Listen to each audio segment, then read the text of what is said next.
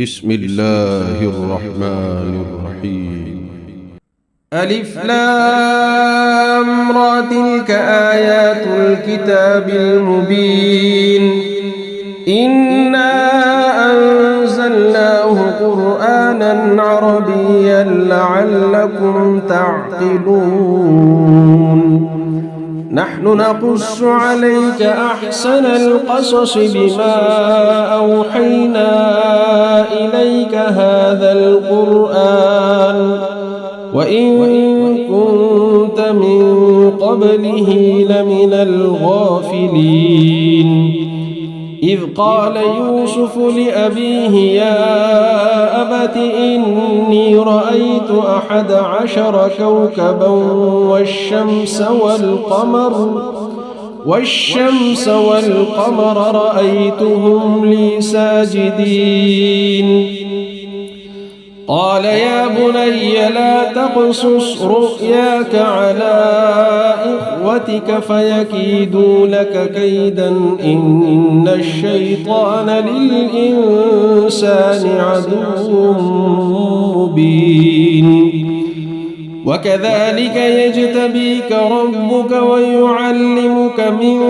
تأويل الأحاديث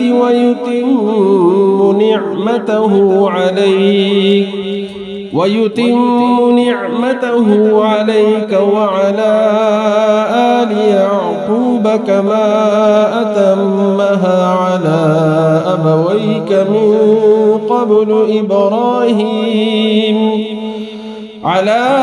أبويك من قبل إبراهيم وإسحاق إن ربك عليم حكيم لقد كان في يوسف وإخوته آيات للسائلين إذ قالوا ليوسف وأخوه أحب إلى أبينا منا ونحن عصبة إن أبانا لفي ضلال مبين اقتلوا يوسف أو اطرحوه أرضا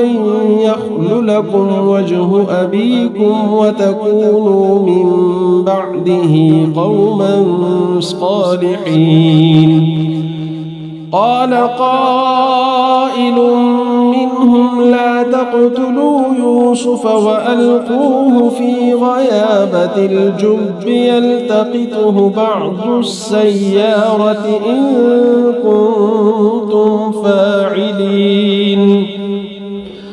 قالوا يا أبانا ما لك لا تأمنا على يوسف وإنا له لناصحون أرسله معنا غدا يرتع ويلعب وإنا له لحافظون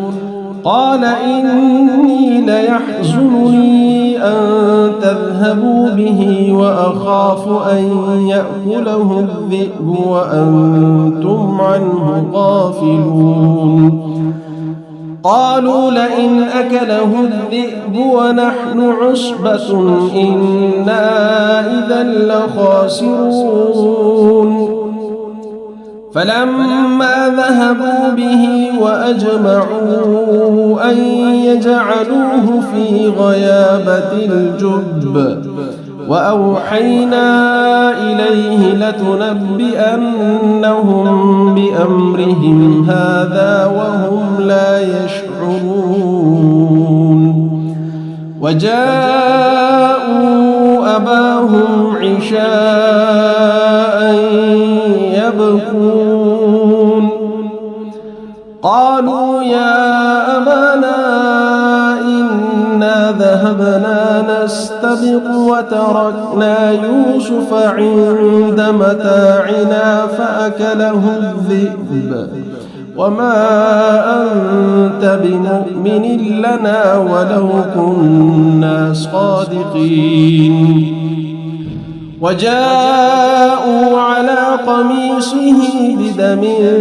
كذب قال بل سولت لكم أنفسكم أمرا فصبر جميل والله المستعان على ما تصفون. وجاءت سيارة فأرسلوا واردهم فأدلى دلوه قال يا بشرى هذا غلام وأسروه بضاعة والله عليم بما يعملون. وشروه بثمن بخس دراهم معدودة وكانوا فيه من الزاهدين. وقال الذي اشتراه من مصر لامرأته أكرمي مثواه عسى أن ينفعنا أو نتخذه ولدا وكذلك مكنا ليوسف في الأرض ولنعلمه من تأويل الأحاديث والله غالب على أمره ولكن أكثر الناس لا يعلمون. ولما بلغ أشده آتيناه حكما وعلما وكذلك نجزي المحسنين. وراودته التي هو في بيتها عن نفسه وغلقت الأبواب وقالت هيت لك قال معاذ الله إنه ربي أحسن مثواي إنه لا يفلح الظالمون. ولقد همت به وهم بها لولا أن رأى برهان ربه كذلك لنصرف عنه السوء والفحشاء إنه من عبادنا المخلصين. واستبق الباب وقدت قميصه من دبر وألف يا سيدها لدى الباب قالت ما جزاء من أراد بأهلك سوءا إلا أن يسجن أو عذاب أليم. قال هي راودتني عن نفسي وشهد شاهد من أهلها إن كان قميصه قد من قبل فصدقت وهو من الكاذبين وإن كان قميصه قد من دبر فكذبت وهو من الصادقين. فلما رأى قميصه قد من دبر قال إنه من كيدكن إن كيدكن عظيم. يوسف أعرض عن هذا واستغفري لذنبك إنك كنت من الخاطئين. وقال نسوة في المدينة امرأة العزيز تراود فتاها عن نفسه قد شغفها حبا إنا لنراها في ضلال مبين. فلما سمعت بمكرهن أرسلت إليهن وأعتدت لهن متكأ وآتت كل واحدة منهن سكينا وقالت اخرج عليهن فلما رأينه أكبرنه وقطعن أيديهن وقلن حاش لله ما هذا بشرا إن هذا إلا ملك كريم. قالت فذلكن الذي لمتنني فيه ولقد راودته عن نفسه فاستعصم ولئن لم يفعل ما آمره ليسجنن وليكون من الصاغرين. قال رب السجن أحب إلي مما يدعونني إليه وإلا تصرف عني كيدهن أصب إليهن وأكن من الجاهلين فاستجاب له ربه فصرف عنه كيدهن إنه هو السميع العليم ثم بدا لهم من بعد ما رأوا الآيات ليسجننه حتى حين ودخل معه السجن فتيان قال أحدهما إني أراني أعصر خمرا وقال الآخر إني أراني أحمل فوق رأسي خبزا تأكل الطير منه نبئنا بتأويله إنا نراك من المحسنين قال لا يأتيكما طعام ترزقانه إلا نبأتكما بتأويله قبل أن يأتيكما ذلكما مما علمني ربي إني تركت ملة قوم لا يؤمنون بالله وهم بالآخرة هم كافرون واتبعت ملة آبائي إبراهيم وإسحاق ويعقوب ما كان لنا أن نشرك بالله من شيء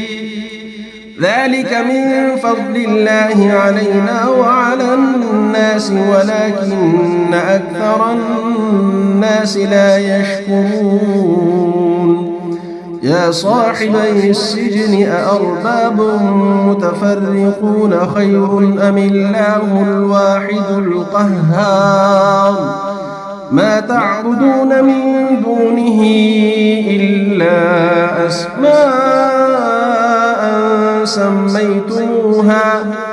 سميتموها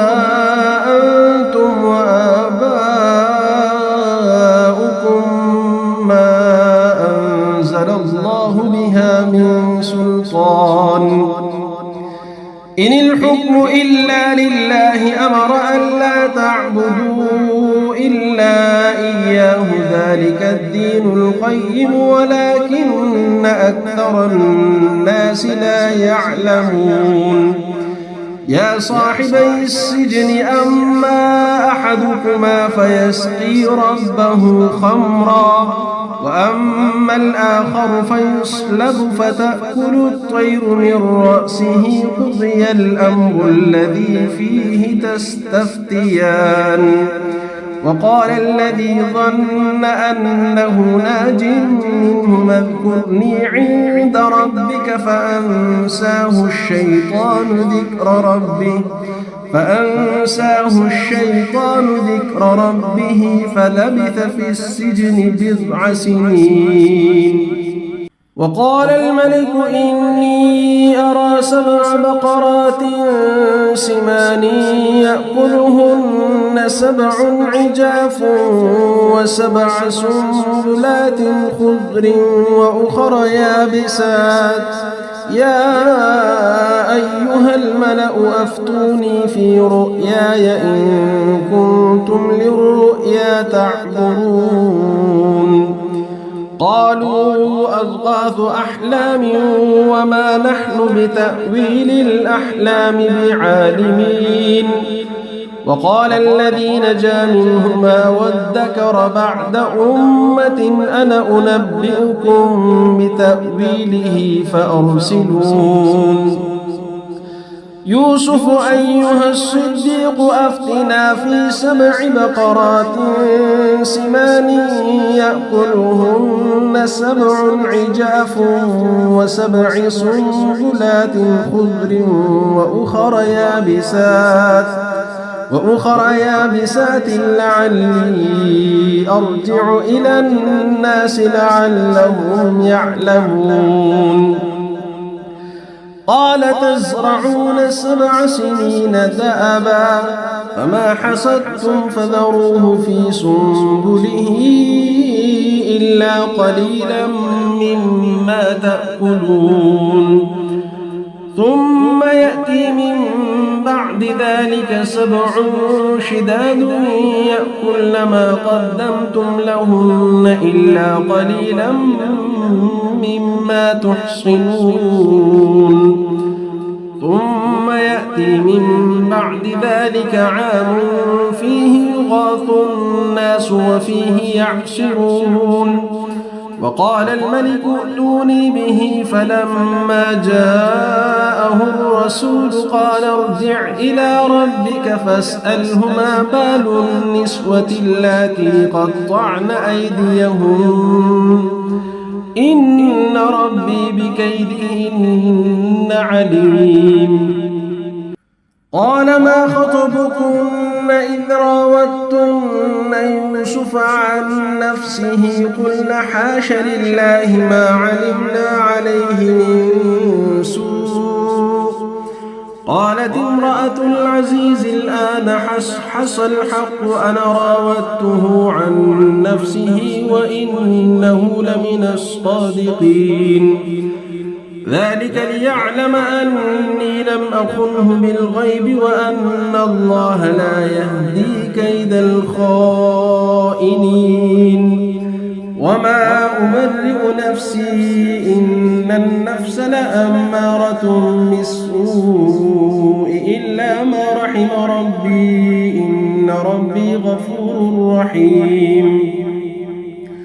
وقال الملك ائتوني به أستخلصه لنفسي فلما كلمه قال إنك اليوم لدينا مكين أمين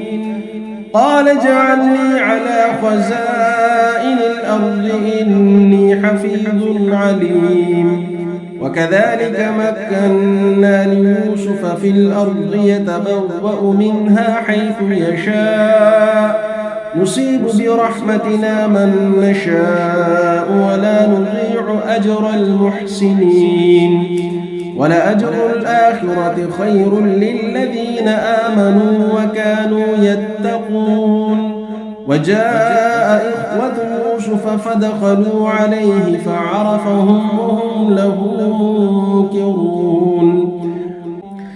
ولما جهزهم بجهازهم قال ائتوني بأخ لكم من أبيكم ألا ترون أني أوفي الكيل وأنا خير المنزلين فإن لم تأتوني به فلا كيل لكم عندي ولا تقربون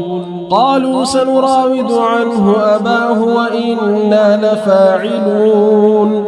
وقال لفتيانه اجعلوا بضاعتهم في رحالهم لعلهم يعرفونها إذا انقلبوا إلى أهلهم لعلهم يرجعون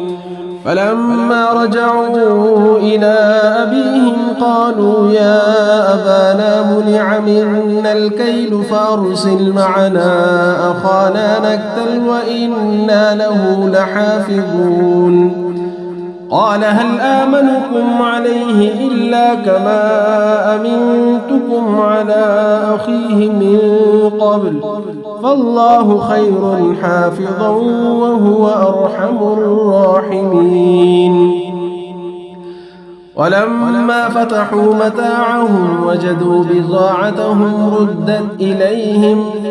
قالوا يا أبانا ما نبغي هذه بضاعتنا ردت إلينا ونمير أهلنا ونحفظ أخانا ونزداد كيل بعير ذلك كيل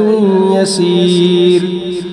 قال لن أرسله معكم حتى تؤتون موثقا من الله لتأتونني به إلا أن يحاط بكم فلما آتوه موثقهم قال الله على ما نقول وكيل وقال يا بني لا تدخلوا من باب واحد وادخلوا من أبواب متفرقة وما أغني عنكم من الله من شيء إن الحكم إلا لله عليه توكلت وعليه فليتوكل المتوكلون. ولما دخلوا من حيث أمرهم أبوهم ما كان يغني عنهم من الله من شيء إلا حاجة في نفس يعقوب قضاها وإنه لذو علم لما علمناه ولكن أكثر الناس لا يعلمون. ولما دخلوا على يوسف آوى إليه أخاه قال إني أنا أخوك فلا تبتئس بما كانوا يعملون. فلما جهزهم بجهازهم جعل السقاية في رحل أخيه ثم أذن مؤذن أيتها العير إنكم لسارقون. قالوا وأقبلوا عليهم ماذا تفقدون؟ قالوا نفقد صواع الملك ولمن جاء به حمل بعير وأنا به زعيم. قالوا تالله لقد علمتم ما جئنا لنفسد في الأرض وما كنا سارقين. قالوا فما جزاؤه إن كنتم كاذبين؟ قالوا جزاؤه من وجد في رحله فهو جزاؤه كذلك نجزي الظالمين. فبدأ بأوعيتهم قبل وعاء أخيه ثم استخرجها من وعاء أخيه كذلك كدنا ليوسف ما كان ليأخذ أخاه في دين الملك إلا أن يشاء الله نرفع درجات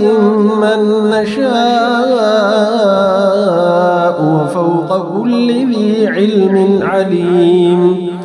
قالوا إن يسرق فقد سرق أخ له من قبل فأسرها يوسف في نفسه ولم يبدها لهم. قال أنتم شر مكانا والله أعلم بما تصفون. قالوا يا أيها العزيز إن له أبا شيخا كبيرا فخذ أحدنا مكانه إنا نراك من المحسنين. قال معاذ الله أن نأخذ إلا من وجدنا متاعنا عنده إنا إذا لظالمون. فلما استيئسوا منه خلصوا نجيا قال كبيرهم ألم تعلموا أن أباكم قد أخذ عليكم موثقا من الله ومن قبل ما فرطتم في يوسف فلن أبرح الأرض حتى يأذن لي أبي أو يحكم الله لي وهو خير الحاكمين. ارجعوا إلى أبيكم فقولوا يا أبانا إن ابنك سرق وما شهدنا إلا بما علمنا وما كنا للغيب حافظين. واسأل القرية التي كنا فيها والعير التي أقبلنا فيها وإنا لصادقون. قال بل سولت لكم أنفسكم أمرا فصبر جميل عسى الله أن يأتيني بهم جميعا إنه هو العليم الحكيم. وتولى عنهم وقال يا أسفا على يوسف وابيضت عيناه من الحزن فهو كظيم. قالوا تالله تفتأ تذكر يوسف حتى تكون حرضا أو تكون من الهالكين. قال إنما أشكو بثي وحزني إلى الله وأعلم من الله ما لا تعلمون. يا بني اذهبوا فتحسسوا من يوسف وأخيه ولا تيأسوا من روح الله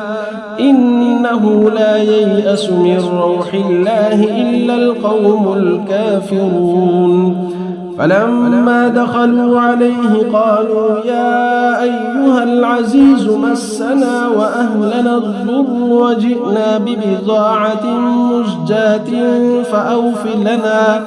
فأوف لنا الكيل وتصدق علينا إن الله يجزي المتصدقين. قال هل علمتم ما فعلتم بيوسف وأخيه إذ أنتم جاهلون؟ قالوا أئنك لأنت يوسف؟ قال أنا يوسف وهذا أخي قد من الله علينا إنه من يتق ويصبر فإن الله لا يضيع أجر المحسنين. قالوا تالله لقد آثرك الله علينا وإن كنا لخاطئين. قال لا تثريب عليكم اليوم يغفر الله لكم وهو أرحم الراحمين. اذهبوا بقميصي هذا فألقوه على وجه أبي يأت بصيرا وأتوني بأهلكم أجمعين. ولما فصلت العير قال أبوهم إني لأجد ريح يوسف لولا أن تفندون. قالوا تالله إنك لفي ضلالك القديم. فلما أن جاء البشير ألقاه على وجهه فارتد بصيرا قال ألم أقل لكم إني أعلم من الله ما لا تعلمون. قالوا يا أبانا استغفر لنا ذنوبنا إنا كنا خاطئين. قال سوف أستغفر لكم ربي إنه هو الغفور الرحيم. فلما دخلوا على يوسف آوى إليه أبويه وقال ادخلوا مصر إن شاء الله آمنين. ورفع أبويه على العرش وخروا له سجدا وقال يا أمت هذا تأويل رؤياي من قبل قد جعلها ربي حقا وقد أحسن بي إذ أخرجني من السجن وجاء بكم من البدو من بعد أن نزغ الشيطان بيني وبين إخوتي إن ربي لطيف لما يشاء إنه هو العليم الحكيم. رب قد آتيتني من الملك وعلمتني من تأويل الأحاديث فاطر السماوات والأرض أنت ولي في الدنيا والآخرة توفني مسلما وألحقني بالصالحين.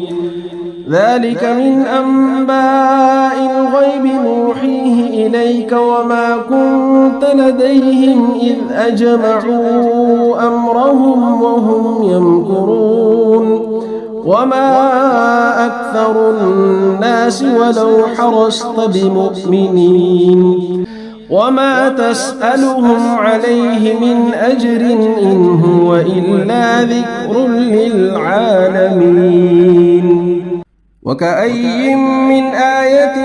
في السماوات والأرض يمرون عليها وهم عنها معرضون وما يؤمن أكثرهم بالله إلا وهم مشركون أفأمنوا أن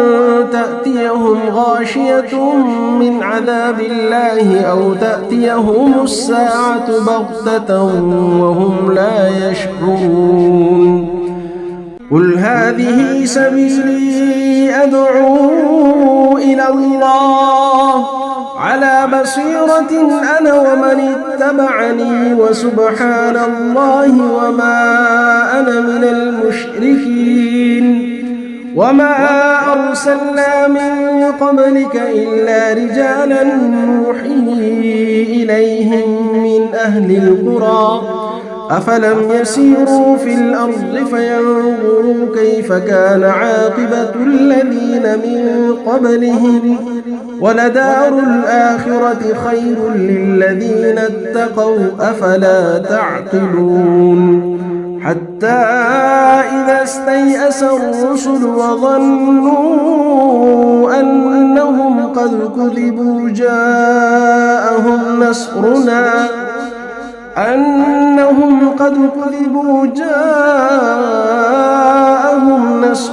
فنجي من نشاء ولا يرد بأسنا عن القوم المجرمين لقد كان في قصصهم عبرة لأولي الألباب ما كان حديثا يفترى ولكن تصديق الذي بين يديه وتفصيل كل شيء وهدى ورحمة لقوم يؤمنون.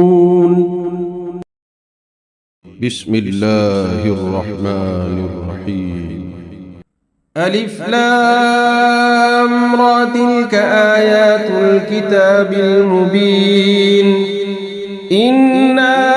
أنزلناه قرآنا عربيا لعلكم تعقلون نحن نقص عليك أحسن القصص بما أوحينا إليك هذا القرآن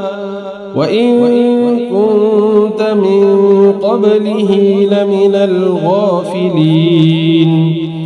إذ قال يوسف لأبيه يا أبت إني رأيت 11 كوكبا والشمس والقمر رأيتهم لي ساجدين قال يا بني لا تقصص رؤياك على إخوتك فيكيدوا لك كيدا إن الشيطان للإنسان عدو مبين وكذلك يجتبيك ربك ويعلمك من تأويل الأحاديث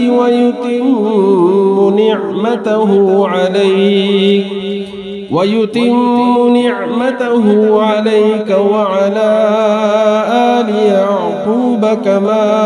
أتمها على أبويك من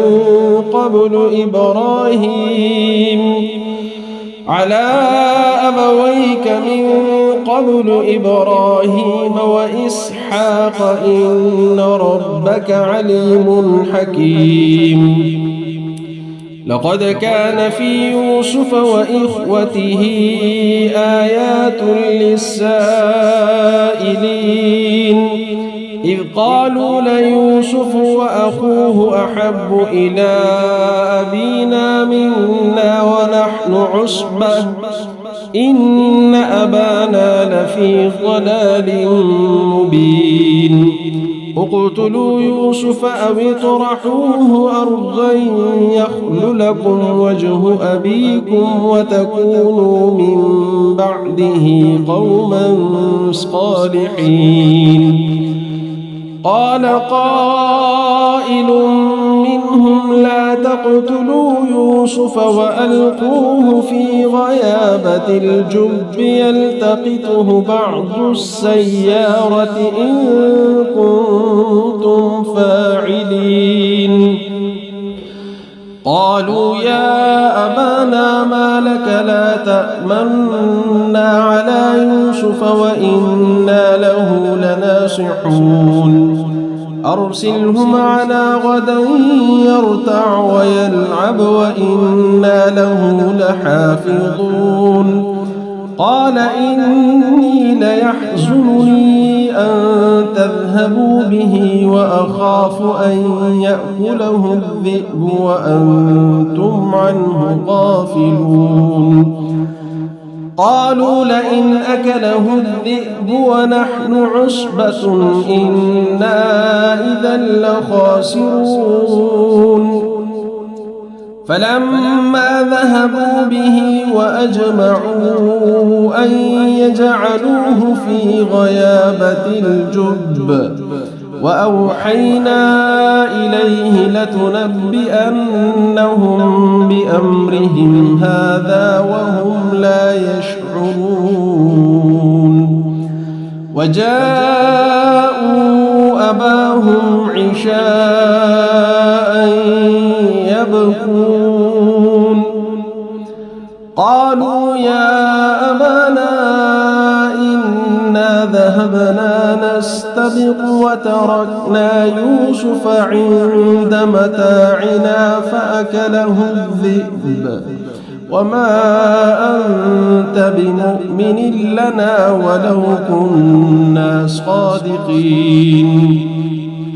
وجاءوا على قميصه بدم كذب قال بل سولت لكم أنفسكم أمرا فصبر جميل والله المستعان على ما تصفون وجاءت سيارة فأرسلوا واردهم فأدلى دلوه قال يا بشرى هذا غلام وأسروه بضاعة والله عليم بما يعملون وشروه بثمن بخس دراهم معدودة وكانوا فيه من الزاهدين وقال الذي اشتراه من مصر لامرأته أكرمي مثواه عسى أن ينفعنا أو نتخذه ولدا وكذلك مكنا ليوسف في الأرض ولنعلمه من تأويل الأحاديث والله غالب على أمره ولكن أكثر الناس لا يعلمون ولما بلغ أشده آتيناه حكما وعلما وكذلك نجزي المحسنين وراودته التي هو في بيتها عن نفسه وغلقت الأبواب وقالت هيت لك قال معاذ الله إنه ربي أحسن مثواي إنه لا يفلح الظالمون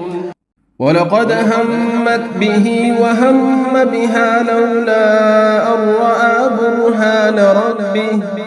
كذلك لنصرف عنه السوء والفحشاء إنه من عبادنا المخلصين واستبق الباب وقدت قميصه من دبر وألف يا سيدها لدى الباب قالت ما جزاء من أراد بأهلك سوءا إلا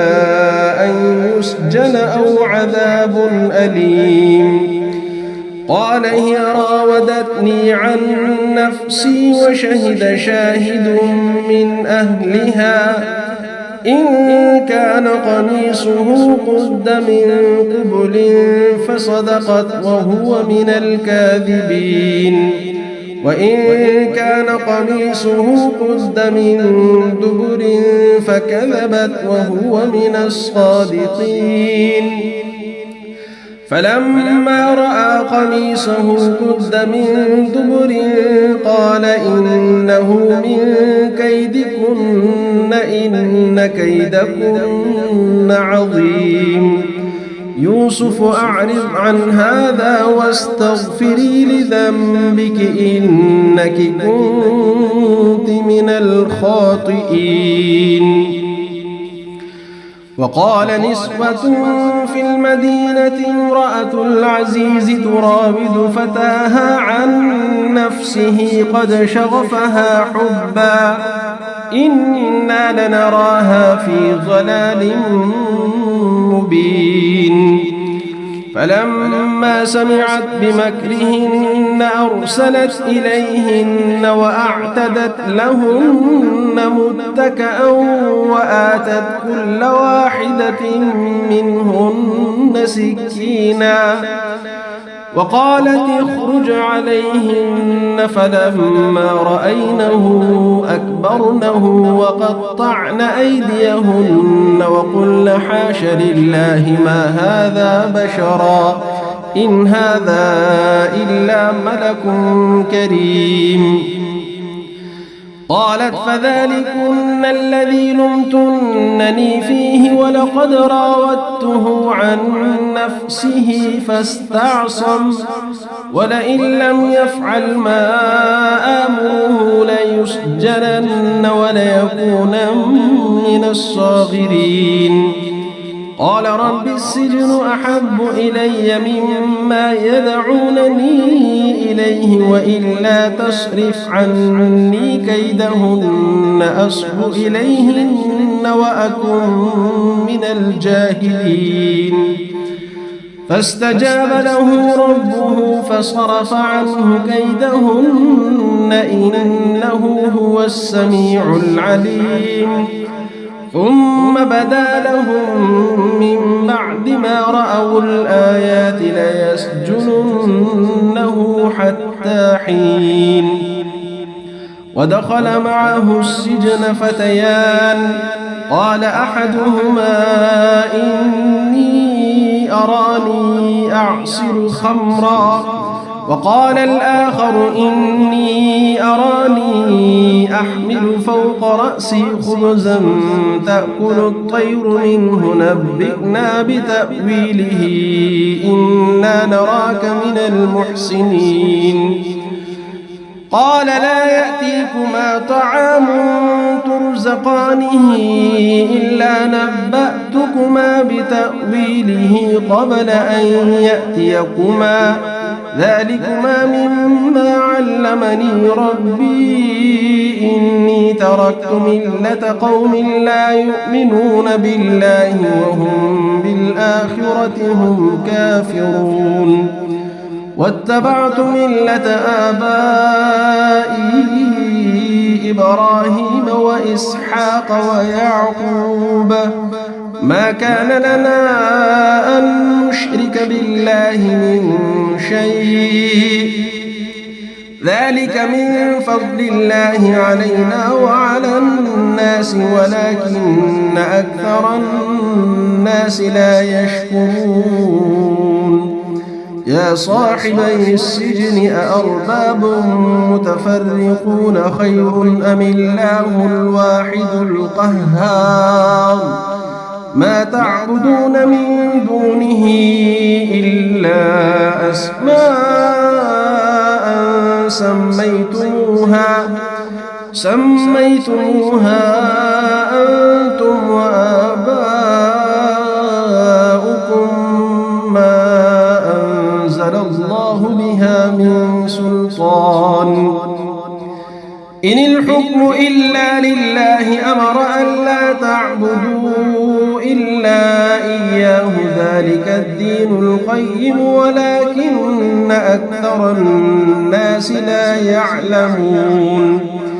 يا صاحبي السجن أما أحدكما فيسقي ربه خمرا وأما الآخر فيصلب فتأكل الطير من رأسه قضي الأمر الذي فيه تستفتيان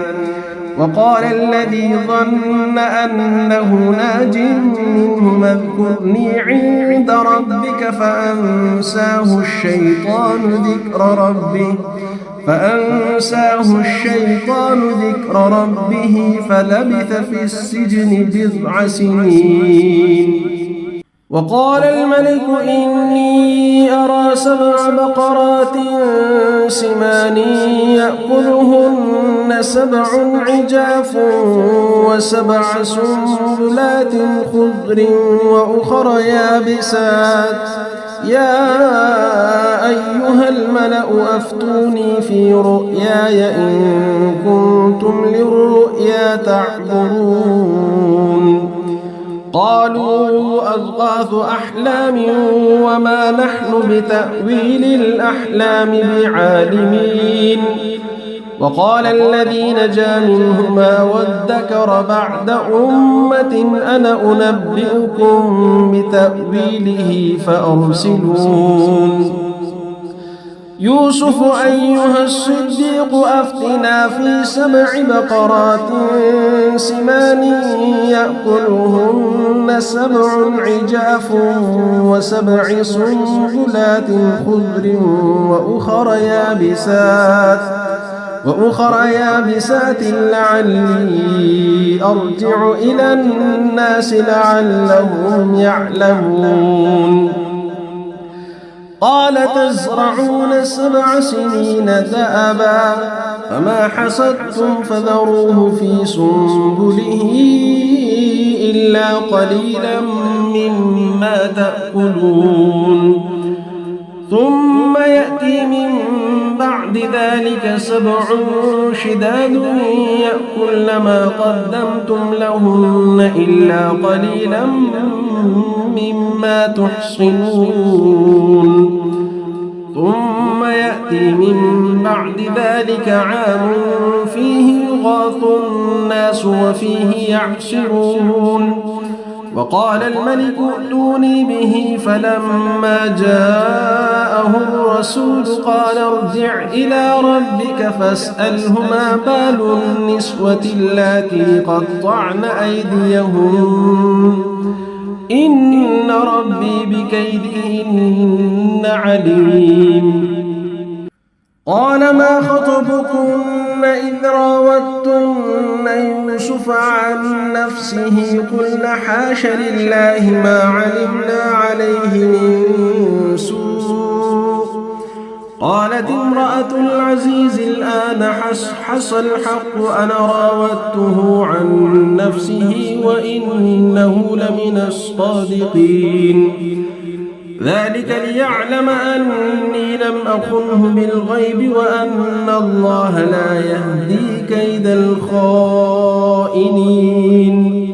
وما أبرئ نفسي إن النفس لأمارة بالسوء إلا ما رحم ربي إن ربي غفور رحيم وقال الملك ائتوني به أستخلصه لنفسي فلما كلمه قال إنك اليوم لدينا مكين أمين قال اجعلني على خزائن الأرض إني حفيظ عليم وكذلك مكنا ليوسف في الأرض يتبوأ منها حيث يشاء نصيب برحمتنا من نشاء ولا نضيع أجر المحسنين ولأجر الآخرة خير للذين آمنوا وكانوا يتقون وجاء إخوة يوسف فدخلوا عليه فعرفهم وهم له منكرون ولما جهزهم بجهازهم قال ائتوني بأخ لكم من أبيكم ألا ترون أني أوفي الكيل وأنا خير المنزلين فإن لم تأتوني به فلا كيل لكم عندي ولا تقربون قالوا سنراود عنه أباه وإنا لفاعلون وقال لفتيانه اجعلوا بضاعتهم في رحالهم لعلهم يعرفونها إذا انقلبوا إلى أهلهم لعلهم يرجعون فلما رجعوا إلى أبيهم قالوا يا أبانا منع منا الكيل فأرسل معنا أخانا نكتل وإنا له لحافظون قال هل آمنكم عليه إلا كما أمنتكم على أخيه من قبل فالله خير حافظا وهو أرحم الراحمين ولما فتحوا متاعهم وجدوا بضاعتهم ردت إليهم قالوا يا أبانا ما نبغي هذه بضاعتنا ردت إلينا ونمير أهلنا ونحفظ أخانا ونزداد كيل بعير ذلك كيل يسير قال لن أرسله معكم حتى تؤتون موثقا من الله لتأتونني به إلا أن يحاط بكم فلما آتوه موثقهم قال الله على ما نقول وكيل وقال يا بني لا تدخلوا من باب واحد وادخلوا من أبواب متفرقة وما أغني عنكم من الله من شيء إن الحكم إلا لله عليه توكلت وعليه فليتوكل المتوكلون ولما دخلوا من حيث أمرهم أبوهم ما كان يغني عنهم من الله من شيء إلا حاجة في نفس يعقوب قضاها وإنه لذو علم لما علمناه ولكن أكثر الناس لا يعلمون ولما دخلوا على يوسف آوى إليه أخاه قال إني أنا أخوك فلا تبتئس بما كانوا يعملون فلما جهزهم بجهازهم جعل السقاية في رحل أخيه ثم أذن مؤذن أيتها العير إنكم لسارقون قالوا وأقبلوا عليهم ماذا تفقدون قالوا نفقد صواع الملك ولمن جاء به حمل بعير وأنا به زعيم قالوا تالله لقد علمتم ما جئنا لنفسد في الأرض وما كنا سارقين قالوا فما جزاؤه إن كنتم كاذبين قالوا جزاؤه من وجد في رحله فهو جزاؤه كذلك نجزي الظالمين فبدأ بأوعيتهم قبل وعاء أخيه ثم استخرجها من وعاء أخيه كذلك كدنا ليوسف ما كان ليأخذ أخاه في دين الملك إلا أن يشاء الله نرفع درجات من نشاء وفوق كل ذي علم عليم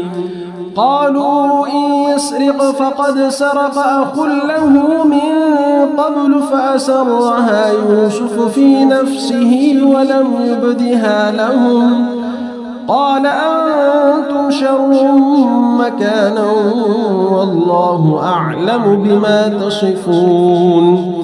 قالوا يا أيها العزيز إن له أبا شيخا كبيرا فخذ أحدنا مكانه إنا نراك من المحسنين. قال معاذ الله أن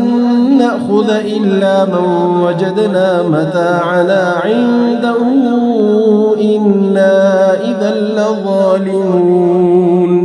فلما استيئسوا منه خلصوا نجيا قال كبيرهم ألم تعلموا أن أباكم قد أخذ عليكم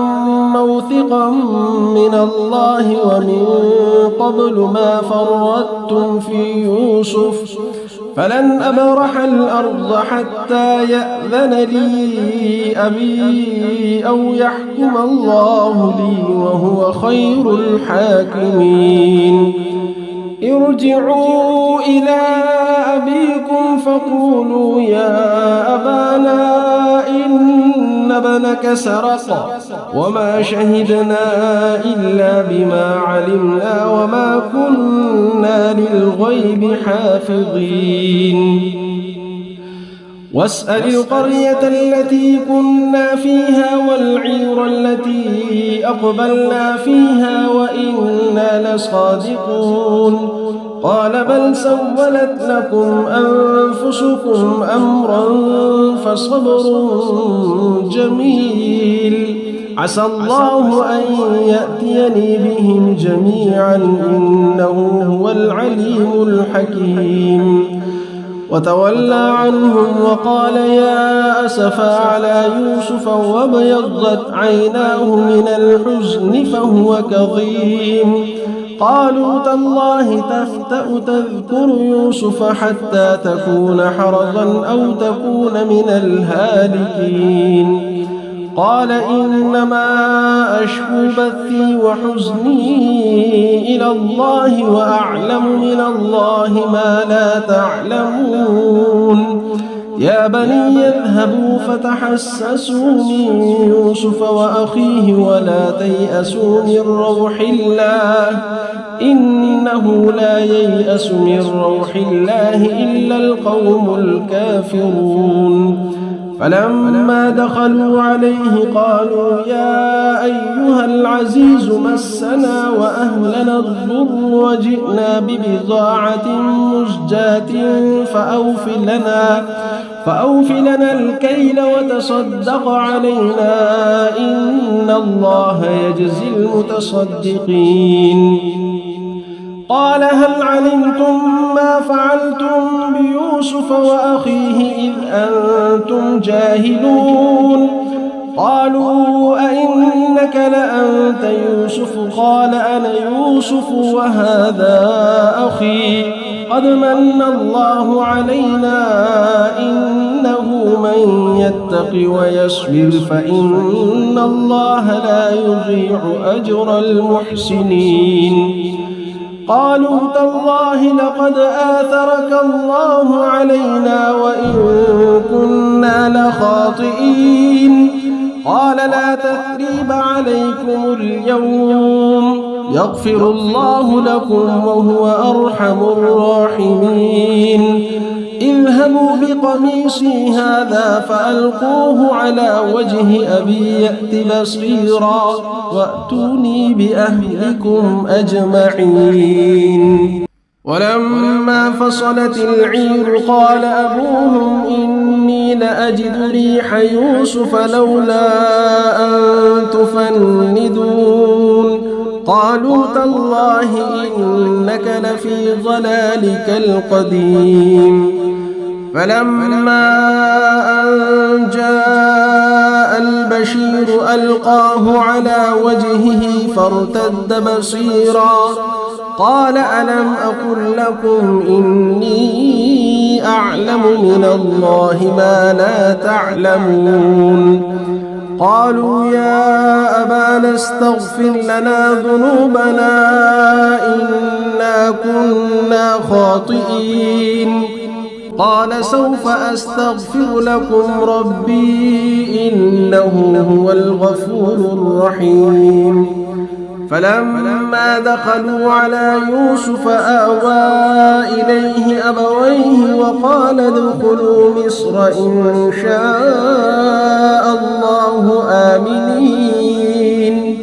ورفع أبويه على العرش وخروا له سجدا وقال يا أمت هذا تأويل رؤياي من قبل قد جعلها ربي حقا وقد أحسن بي إذ أخرجني من السجن وجاء بكم من البدو من بعد أن نزغ الشيطان بيني وبين إخوتي إن ربي لطيف لما يشاء إنه هو العليم الحكيم رب قد آتيتني من الملك وعلمتني من تأويل الأحاديث فاطر السماوات والأرض أنت ولي في الدنيا والآخرة توفني مسلما وألحقني بالصالحين ذلك من أنباء الغيب نوحيه إليك وما كنت لديهم إذ أجمعوا أمرهم وهم يمكرون وما أكثر الناس ولو حرصت بمؤمنين وما تسألهم عليه من أجر إن هو إلا ذكر للعالمين وكأي من آية في السماوات والأرض يمرون عليها وهم عنها معرضون وما يؤمن أكثرهم بالله إلا وهم مشركون أفأمنوا أن تأتيهم غاشية من عذاب الله أو تأتيهم الساعة بغتة وهم لا يشعرون قل هذه سبيلي أدعو إلى الله على بصيرة أنا ومن اتبعني وسبحان الله وما أنا من المشركين وما أرسلنا من قبلك إلا رجالا نوحي إليهم من أهل القرى أفلم يسيروا في الأرض فينظروا كيف كان عاقبة الذين من قبلهم ولدار الآخرة خير للذين اتقوا أفلا تعقلون حتى إذا استيأس الرسل وظنوا أنهم قد كذبوا جاءهم نصرنا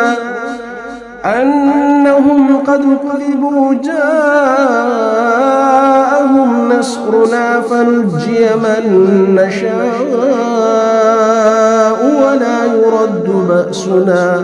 ولا يرد بأسنا عن القوم المجرمين لقد كان في قصصهم عبرة لأولي الألباب ما كان حديثا يفترى ولكن تصديق الذي بين يديه وتفصيل كل شيء وهدى ورحمة لقوم يؤمنون بسم الله الرحمن الرحيم ألف لام را تلك آيات الكتاب المبين إنا أنزلناه قرآنا عربيا لعلكم تعقلون نحن نقص عليك أحسن القصص بما أوحينا إليك هذا القرآن وإن كنت من قبله لمن الغافلين إذ قال يوسف لأبيه يا أبت إني رأيت 11 كوكبا والشمس والقمر رأيتهم لي ساجدين قال يا بني لا تقصص رؤياك على إخوتك فيكيدوا لك كيدا إن الشيطان للإنسان عدو مبين وكذلك يجتبيك ربك ويعلمك من تأويل الأحاديث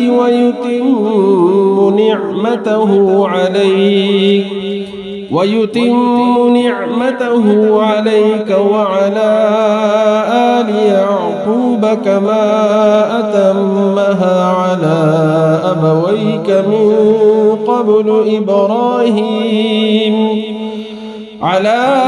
أبويك من قبل إبراهيم وإسحاق إن ربك عليم حكيم لقد كان في يوسف وإخوته آيات للسائلين إذ قالوا ليوسف وأخوه أحب إلى أبينا منا ونحن عصبة إن أبانا لفي ضلال مبين اقتلوا يوسف أو اطرحوه أرضا يخل لكم وجه أبيكم وتكونوا من بعده قوما صالحين قال قائل منهم لا تقتلوا يوسف وألقوه في غيابة الجب يلتقطه بعض السيارة إن كنتم فاعلين قالوا يا أبانا ما لك لا تأمنا على يوسف وإنا له لناصحون أرسله معنا غدا يرتع ويلعب وإنا له لحافظون قال إني ليحزنني أن تذهبوا به وأخاف أن يأكله الذئب وأنتم عنه غافلون قالوا لئن أكله الذئب ونحن عصبة إنا إذا لخاسرون فلما ذهبوا به وأجمعوا أن يجعلوه في غيابة الجب وأوحينا إليه لتنبئنهم بأمرهم هذا وهم لا يشعرون وجاءوا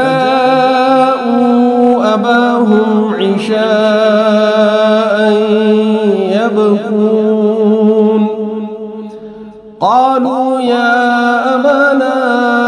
إنا ذهبنا نستبق وتركنا يوسف عند متاعنا فأكله الذئب وما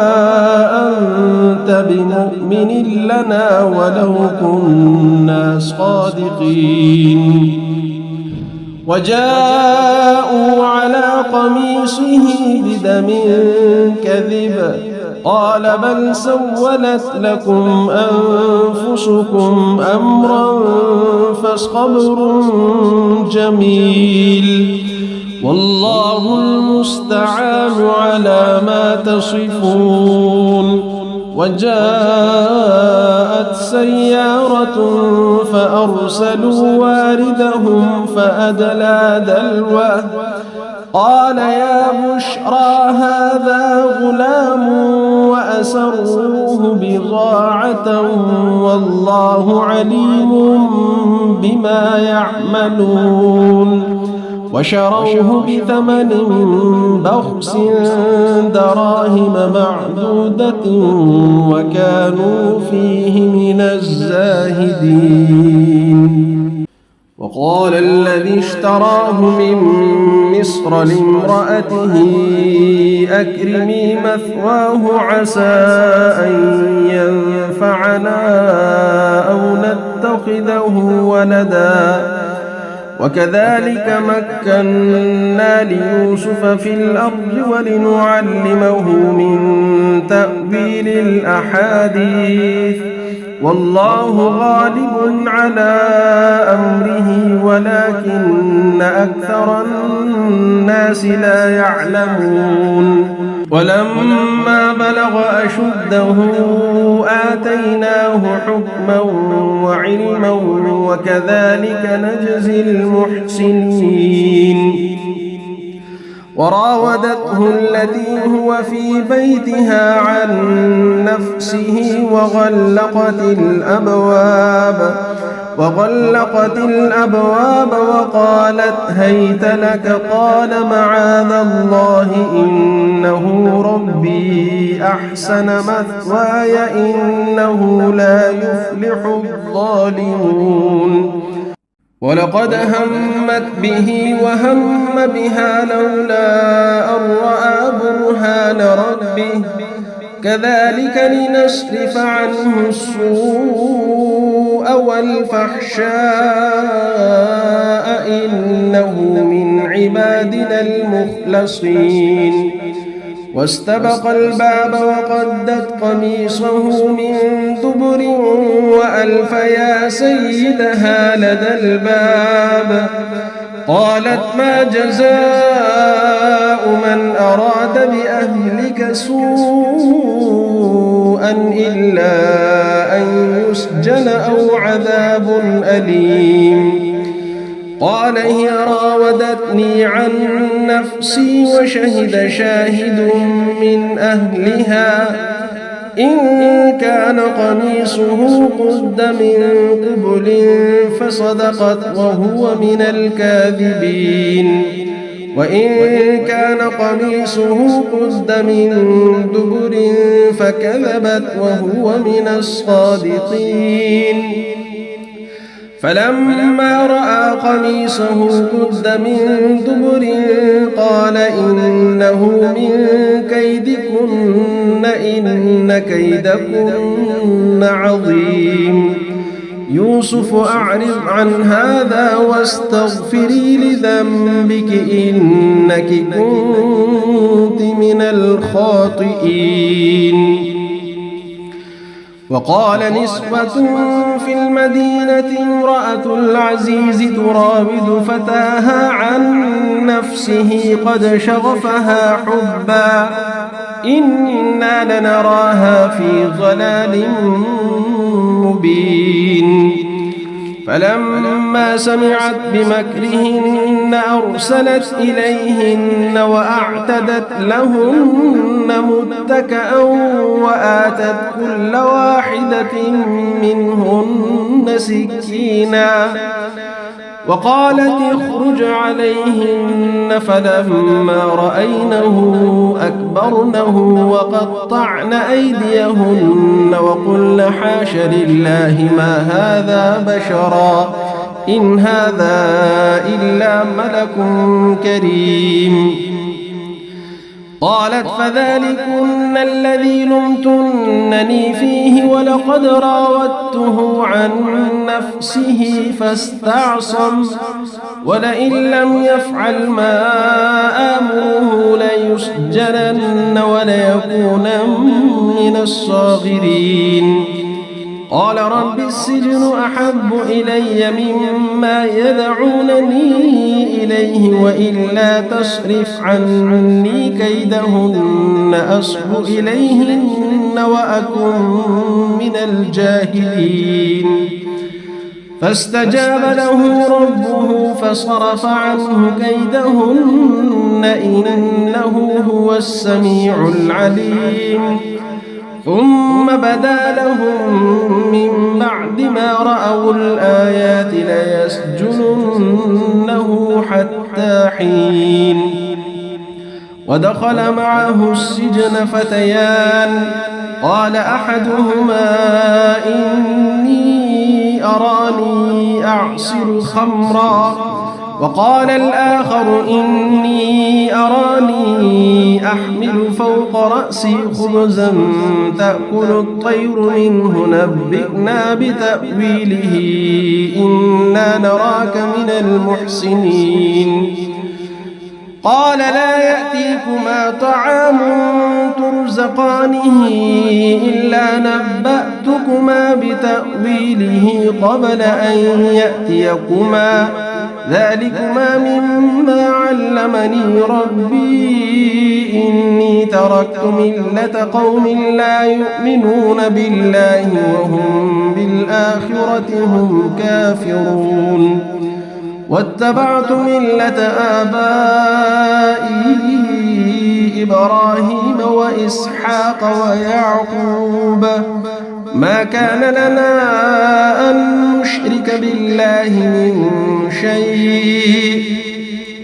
ذلك من فضل الله علينا وعلى الناس ولكن أكثر الناس لا يشكرون يا صاحبي السجن أأرباب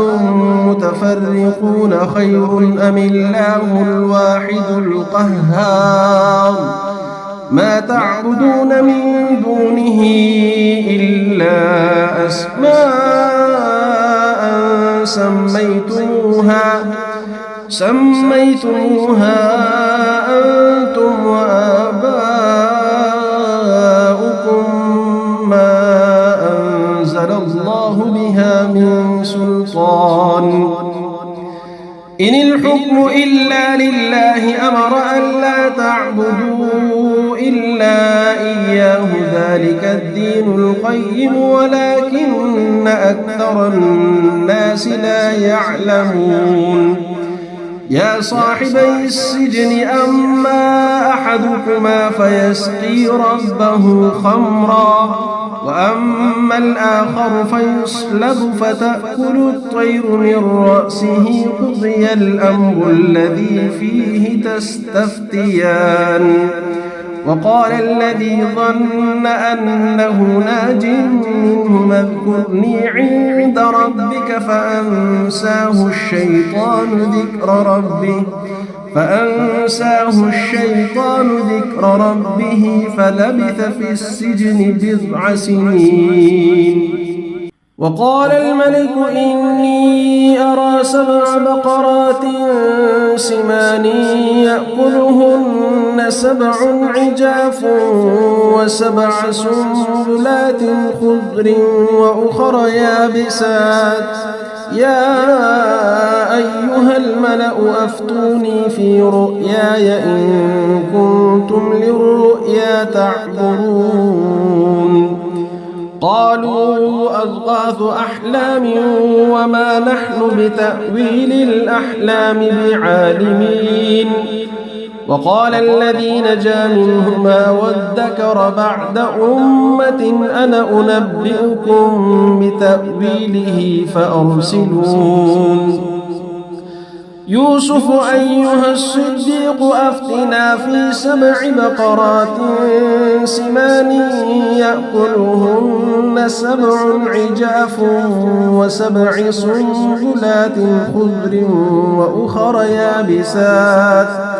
وأخر يابسات لعلي أرجع إلى الناس لعلهم يعلمون قال تزرعون 7 سنين دأبا فما حصدتم فذروه في سنبله إلا قليلا مما تأكلون ثم يأتي من بعد ذلك 7 شداد يأكلن ما قدمتم لهن إلا قليلا مما تحصنون ثم يأتي من بعد ذلك عام فيه يغاث الناس وفيه يعصرون وقال الملك ائتوني به فلما جاءه الرسول قال ارجع إلى ربك فاسأله ما بال النسوة اللاتي قطعن أيديهن إن ربي بكيدهن عليم. قال ما خطبكن إذ راوتن يوسف عن نفسه قلن حاش لله ما علمنا عليه من سوء. قالت امرأة العزيز الآن حصحص الحق أنا راودته عن نفسه وإنه لمن الصادقين. ذلك ليعلم أني لم أخنه بالغيب وأن الله لا يهدي كيد الخائنين. وما أبرئ نفسي إن النفس لأمارة بالسوء إلا ما رحم ربي إن ربي غفور رحيم. وقال الملك ائتوني به أستخلصه لنفسي فلما كلمه قال إنك اليوم لدينا مكين أمين. قال اجعلني على خزائن الأرض إني حفيظ عليم. وكذلك مكنا ليوسف في الأرض يتبوأ منها حيث يشاء نصيب برحمتنا من نشاء ولا نضيع أجر المحسنين. ولأجر الآخرة خير للذين آمنوا وكانوا يتقون. وجاء إخوة يوسف فدخلوا عليه فعرفهم وهم له منكرون. ولما جهزهم بجهازهم قال ائتوني بأخ لكم من أبيكم ألا ترون أني أوفي الكيل وأنا خير المنزلين. فإن لم تأتوني به فلا كيل لكم عندي ولا تقربون. قالوا سنراود عنه أباه وإنا لفاعلون. وقال لفتيانه اجعلوا بضاعتهم في رحالهم لعلهم يعرفونها إذا انقلبوا إلى أهلهم لعلهم يرجعون. فلما رجعوا إلى أبيهم قالوا يا أبانا منع منا الكيل فأرسل معنا أخانا نكتل وإنا له لحافظون. قال هل آمنكم عليه إلا كما أمنتكم على أخيه من قبل فالله خير حافظا وهو أرحم الراحمين. ولما فتحوا متاعهم وجدوا بضاعتهم ردت إليهم قالوا يا أبانا ما نبغي هذه بضاعتنا ردت إلينا ونمير أهلنا ونحفظ أخانا ونزداد كيل بعير ذلك كيل يسير. قال لن أرسله معكم حتى تؤتون موثقا من الله لتأتونني به إلا أن يحاط بكم. فلما آتوه موثقهم قال الله على ما نقول وكيل. وقال يا بني لا تدخلوا من باب واحد وادخلوا من أبواب متفرقة وما أغني عنكم من الله من شيء إن الحكم إلا لله عليه توكلت وعليه فليتوكل المتوكلون. ولما دخلوا من حيث أمرهم أبوهم ما كان يغني عنهم من الله من شيء إلا حاجة في نفس يعقوب وإنه لذو علم لما علمناه ولكن أكثر الناس لا يعلمون ولما دخلوا على يوسف آوى إليه أخاه قال إني أنا أخوك فلا تبتئس بما كانوا يعملون فلما جهزهم بجهازهم جعل السقاية في رحل أخيه ثم أذن مؤذن أيتها العير إنكم لسارقون قالوا وأقبلوا عليهم ماذا تفقدون قالوا نفقد صواع الملك ولمن جاء به حمل بعير وأنا به زعيم قالوا تالله لقد علمتم ما جئنا لنفسد في الأرض وما كنا سارقين قالوا فما جزاؤه إن كنتم كاذبين قالوا جزاؤه من وجد في رحله فهو جزاؤه كذلك نجزي الظالمين فبدأ بأوعيتهم قبل وعاء أخيه ثم استخرجها من وعاء أخيه كذلك كدنا ليوسف ما كان ليأخذ أخاه في دين الملك إلا أن يشاء الله نرفع درجات من نشاء وفوق كل ذي علم عليم قالوا إن يسرق فقد سرق أخ له من قبل فأسرها يوسف في نفسه ولم يبدها لهم قال أنتم شر مكانا والله أعلم بما تصفون قالوا يا أيها العزيز إن له أبا شيخا كبيرا فخذ أحدنا مكانه إنا نراك من المحسنين قال معاذ الله أن نأخذ إلا من وجدنا متاعنا عنده إنا إذا لظالمون فلما استيئسوا منه خلصوا نجيا قال كبيرهم ألم تعلموا أن أباكم قد أخذ عليكم موثقا من الله ومن قبل ما فرطتم في يوسف فلن أبرح الأرض حتى يأذن لي أبي أو يحكم الله لي وهو خير الحاكمين ارجعوا إلى أبيكم فقولوا يا أبانا إن ابنك سرق وما شهدنا إلا بما علمنا وما كنا للغيب حافظين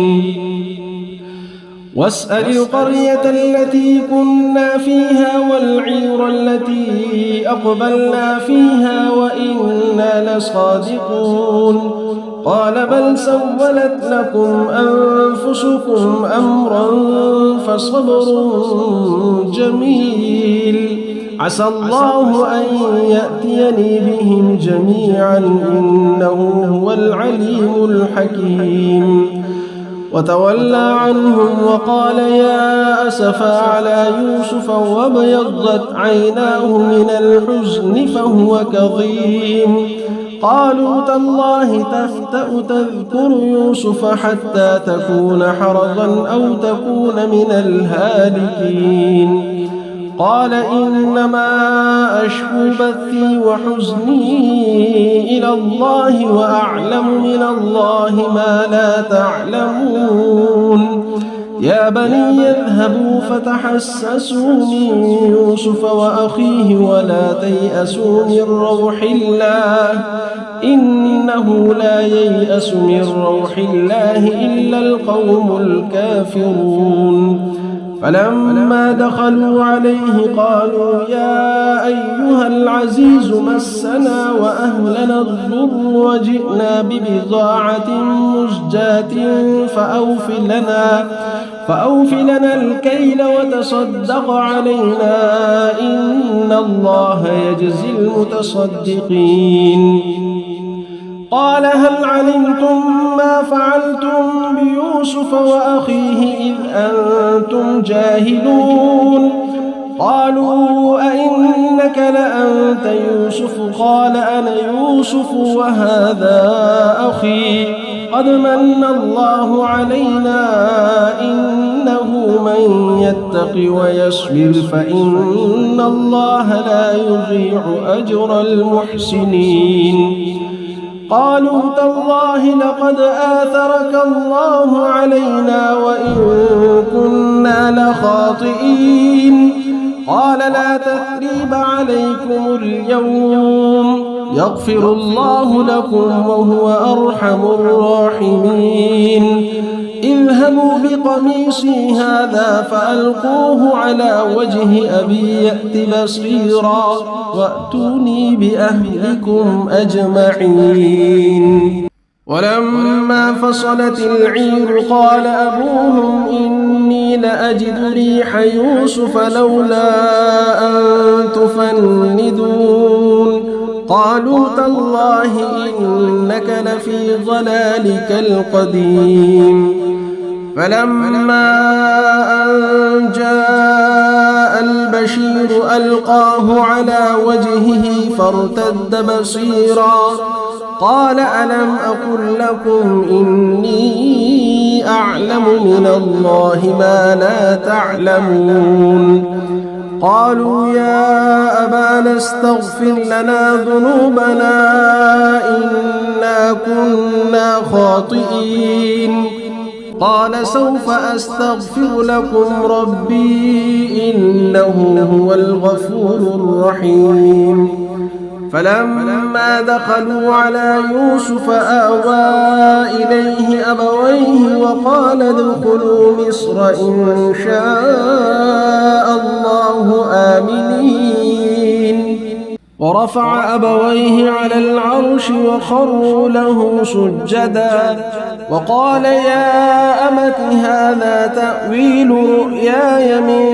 قبل قد جعلها ربي حقا وقد أحسن بي إذ أخرجني من السجن وجاء بكم من البدو من بعد أن نزغ الشيطان بيني وبين إخوتي إن ربي لطيف لما يشاء إنه هو العليم الحكيم. رب قد آتيتني من الملك وعلمتني من تأويل الأحاديث فاطر السماوات والأرض أنت ولي في الدنيا والآخرة توفني مسلما وألحقني بالصالحين.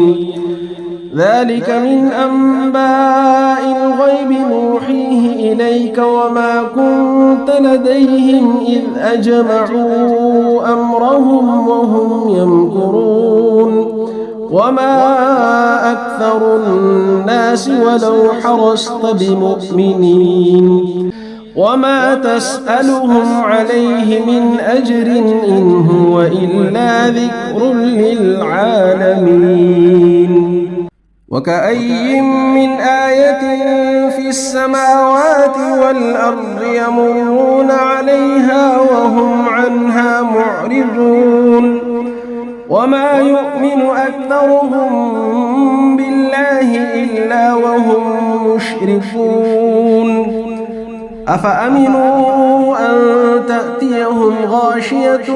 من عذاب الله أو تأتيهم الساعة بغتة وهم لا يشعرون. قل هذه سبيلي أدعو إلى الله على بصيرة أنا ومن اتبعني وسبحان الله وما أنا من المشركين. وما أرسلنا من قبلك إلا رجالا نوحي إليهم من أهل القرى أفلم يسيروا في الأرض فينظروا كيف كان عاقبة الذين من قبلهم ولدار الآخرة خير للذين اتقوا أفلا تعقلون حتى إذا استيأس الرسل وظنوا أنهم قد كذبوا جاءهم نصرنا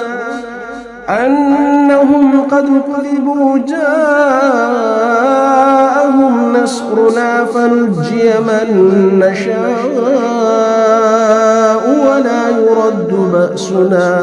ولا يرد بأسنا عن القوم المجرمين لقد كان في قصصهم عبرة لأولي الألباب ما كان حديثا يفترى ولكن تصديق الذي بين يديه وتفصيل كل شيء وهدى ورحمة لقوم يؤمنون